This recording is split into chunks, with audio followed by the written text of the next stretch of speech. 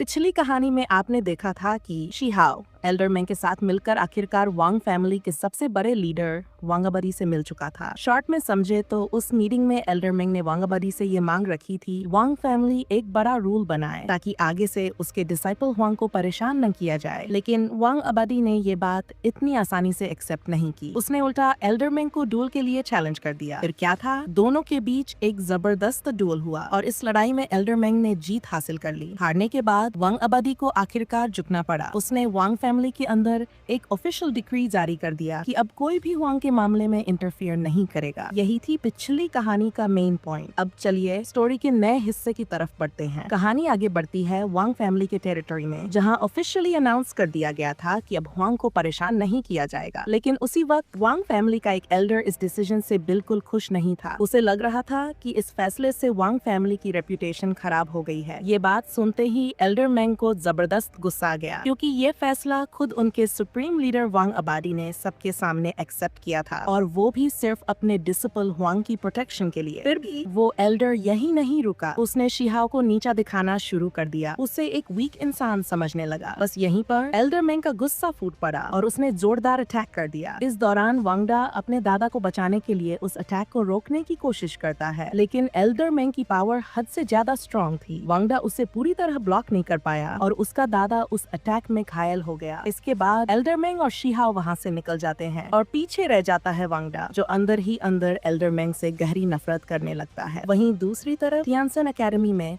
वांग family की एक औरत जिसका नाम वेर है, इस बात से बहुत ज्यादा गुस्सा हो जाती है कि वांग फैमिली ने शिहाओ को एक्सेप्ट कर लिया, खासकर इसलिए क्योंकि पहले वो दोनों शिहाओ के साथ कल्टिवेटर्स थे और उन्हें स्लेव्स की तरह ट्रीट किया गया था। लेकिन वेर की सिस्टर इन लॉ उसे शांत करने की कोशिश करती है। वो कहती है कि सेक्रेड एकेडमी का जिनसन आगे चलकर जरूर शिहाओ से उनका बदला लेगा। उसी समय योशुअन हालात का फायदा उठाकर वेर को और ज्यादा उकसाने लगता है। वैसे भी इन दोनों के बीच पहले से ही टकराव था, क्योंकि इनके परिवार काफी लंबे समय से एक दूसरे के दुश्मन रहे हैं। कुछ ही देर बाद शिहाओ और एल्डर मैंग वापस थियनसन एकेडमी पहुंच जाते हैं। अचानक एक जहाज आसमान चीरता हुआ सीधे थियनसन एकेडमी के अंदर आ जाता है। ये देखकर सभी लोग तुरंत अलर्ट हो जाते हैं, क्योंकि सबको लगता है कि कोई इंट्रूडर आ गया है। लेकिन जैसे ही उस जहाज से एक आदमी बाहर निकलता है, वो थियनसन एकेडमी से मदद मांगना शुरू कर देता है। वो बताता है कि वो डचीशन रीजन से आया है। उसके मुताबिक डचीशन की बॉर्डर एरिया दुश्मन ताकतों ने तोड़ दी है। आउटर वर्ल्ड ने वहाँ एक ब्लड कॉल्ड्रन का इस्तेमाल किया है, जिसकी वजह से डचीशन रीजन में जबरदस्त नरसंहार हुआ है। बहुत से लोगों की जान चली गई और उनके शरीर से उनकी ब्लड एसेंस एनर्जी जबरदस्ती निकाल ली गई। ये सब किया गया एक ब्लड रिफाइनिंग कॉल्ड्रन से, जो आउटर वर्ल्ड का एक हाई ग्रेड ट्रेजर है। ये सुनते ही एल्डर मैंग बिना एक पल गवाए एक्शन में आ जाते हैं। वो अपने ट्रम्पेट आर्टिफैक्ट को बजाकर अलायंस के सभी सदस्यों को बुला लेते हैं। इस अलायंस में शामिल होते हैं इमॉर्टल फैमिलीज, थियनसन एकेडमी,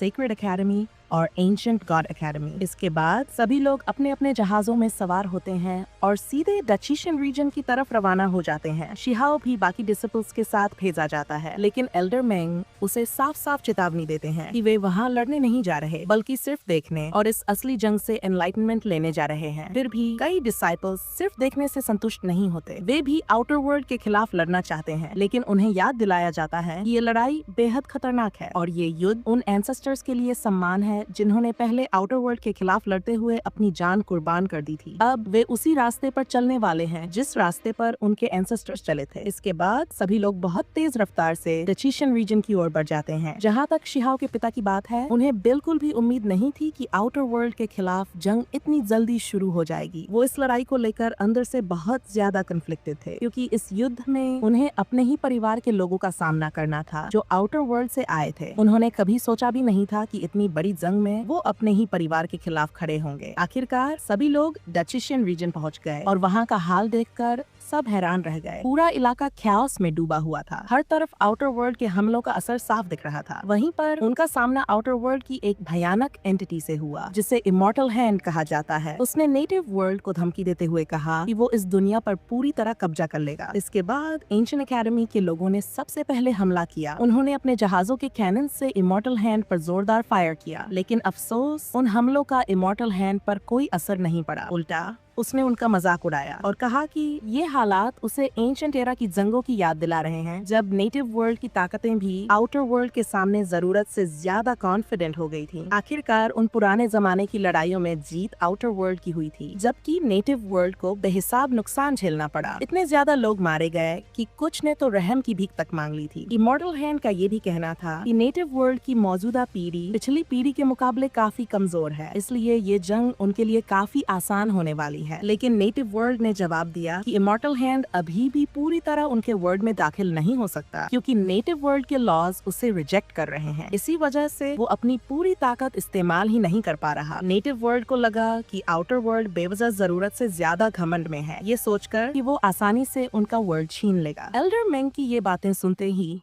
इमॉर्टल हैंड आग बबूला हो गया। उसने तुरंत एल्डर मेंग पर हमला किया और उसे पकड़ लिया। ये देखकर शिहाओ एकदम घबरा गया। उसे एल्डर मेंग की बहुत चिंता होने लगी, लेकिन एल्डर मेंग ने ड्रैगन हॉर्न ट्रेजर का इस्तेमाल किया और उसी की मदद से वो इमॉर्टल हैंड की पकड़ से आजाद हो गए। इसके बाद एल्डर मेंग ने डायग्राम ऑफ 10,000 realms के साथ उस ताकत को जोड़ दिया। दोनों की मिली जुली ताकत इतनी जबरदस्त थी कि उसने इमॉर्टल हैंड को पूरी तरह मिटा दिया। इसके बाद आउटर वर्ल्ड और एल्डर मेंग के बीच इमॉर्टैलिटी को लेकर बहस शुरू हो गई। कहा गया कि नेटिव वर्ल्ड सिर्फ हाफ इमॉर्टैलिटी तक ही पहुंच सकता है। यहाँ तक कि पुराने जमाने में भी बहुत ही कम लोग सच्ची इमॉर्टैलिटी हासिल कर पाए थे। ये आउटर वर्ल्ड से अलग था, जहाँ इमॉर्टैलिटी पाना मुमकिन माना जाता है। लेकिन एल्डर मेंग ने साफ कहा कि अब जब दोनों वर्ल्ड्स आपस में जुड़ने लगे हैं, तो नेटिव वर्ल्ड के पास भी ट्रू इमॉर्टैलिटी तक पहुँचने का पूरा मौका है। फिर भी आउटर वर्ल्ड अब भी खुद को बहुत ज्यादा ताकतवर समझ रहा था। इसके बाद आउटर वर्ल्ड ने नेटिव वर्ल्ड की ताकत परखने के लिए उन्हें जंग की चुनौती दे दी। ये देखकर नेटिव वर्ल्ड हैरान रह गया कि वो लड़ाई के लिए इतना बेचैन क्यों है। आखिरकार आउटर वर्ल्ड पहले ही नेटिव वर्ल्ड के लॉज की वजह से रिस्ट्रिक्टेड है। वो न तो पूरी तरह अंदर आ सकता है और न ही अपनी पूरी ताकत इस्तेमाल कर सकता है। फिर भी वो जिद पर अड़ा रहा और लड़ाई चाहता रहा। इसके बाद एल्डर मेंग ने थियांसन एकेडमी के एल्डर्स को मामले की जांच करने का आदेश दिया। फिर हमें दिखाई जाती है आउटर वर्ल्ड और नेटिव वर्ल्ड के बीच की लड़ाई। सबसे पहले आउटर वर्ल्ड की तरफ से डीतो नाम का एक आदमी सामने आया। उसने दावा किया कि वो लाखों सालों से कल्टीवेशन के रास्ते पर है। इसके जवाब में नेटिव वर्ल्ड ने एंशिएंट एकेडमी से शांगफेंग को भेजा, जो एंशिएंट एकेडमी के ग्रैंड चेयरमैन का डिसिपल भी था। दोनों की जबरदस्त टक्कर हुई, लेकिन सिर्फ एक ही वार में डीतो ने बाजी मार ली और शांगफेंग जमीन पर गिर पड़ा। इसके बाद डीतो ने कहा कि जो हमला उसने किया था वो उसकी असली ताकत थी ही नहीं। उसे उम्मीद नहीं थी कि शांगफेंग इतना भी सहन नहीं कर पाएगा। लड़ाई इतनी जल्दी खत्म हो गई कि डीतो खुद भी निराश हो गया, क्योंकि उसे लगा ये मुकाबला बहुत ही आसान था। इसके बाद आउटर वर्ल्ड ने एक और चैलेंजर भेजा, जिसका नाम ब्लड रिंग था। वो दावा करता है कि उसने 500,000 ईयर्स तक कल्टीवेशन की है। उसी वक्त लिटिल एंट को लगा कि ये उसके लिए लड़ने का सही मौका है, लेकिन ब्लड रिंग ने लिटिल एंट को एक बच्चे से ज्यादा कुछ नहीं समझा, क्योंकि उसकी उम्र सिर्फ 18 ईयर्स थी। लिटिल एंट को ये इंसल्ट बिल्कुल पसंद नहीं आई। वो आगे बढ़ना चाहता था, लेकिन एल्डर मेंग ने उसे रोक लिया। एल्डर मेंग ने कहा कि अभी लिटिल एंट इस बैटल में हिस्सा लेने के काबिल नहीं है। इसके बाद सेक्रेड एकेडमी ने ब्लड रिंग की चैलेंज एक्सेप्ट की और अपनी तरफ से एल्डर चू को भेजा। हालांकि एल्डर चू पहले से इंजर्ड थे, उनकी हालत पूरी तरह ठीक नहीं थी। फिर भी आउटर वर्ल्ड की ताकत टेस्ट करने के लिए उन्होंने लड़ने का फैसला किया। बैटल शुरू होते ही ब्लड रिंग ने पहला अटैक भी नहीं किया। अचानक एल्डर चू ने एक डार्क लाइट अटैक छोड़ा, जिसने ब्लड रिंग को काउंटर कर दिया और उसका शरीर ब्लास्ट हो गया। लेकिन अफसोस, एल्डर चू भी एक काउंटर अटैक की चपेट में आ गए। इसके बाद आउटर वर्ल्ड ने कंपटीशन को तेज करने के लिए एक साथ 3 फाइटर्स भेज दिए। इसके जवाब में नेटिव वर्ल्ड ने भी अपने फाइटर्स उतारे, जिनमें रेड हेयर्ड गॉड भी शामिल था। लेकिन दुख की बात ये रही कि इस कन्फ्रंटेशन में नेटिव वर्ल्ड आउटर वर्ल्ड के सामने आसानी से हार गया। जैसे जैसे बैटल और इंटेंस होती गई, शिहाओ और बाकी यंग जीनियसेस भी आउटर वर्ल्ड के सामने खड़े हो गए। शिहाओ ने सबसे पहला अटैक किया 6 रीइंकार्नेशंस डाउ टेक्निक का इस्तेमाल करके। इसके बाद सब लोग बैटल के लिए तैयार हो गए। लेकिन यहीं पर ये एपिसोड खत्म हो जाता है और कहानी आगे बढ़ेगी नेक्स्ट वीक आने वाले नेक्स्ट एपिसोड में। नेक्स्ट एपिसोड में हम देखेंगे आउटर वर्ल्ड और नेटिव वर्ल्ड के यंग जीनियसेस के बीच जबरदस्त बैटल्स। आउटर वर्ल्ड का एक genius centipede mantis native world को ड्यूल के लिए चैलेंज करता है, वहीं दूसरा जीनियस याक्षस सर्पेंट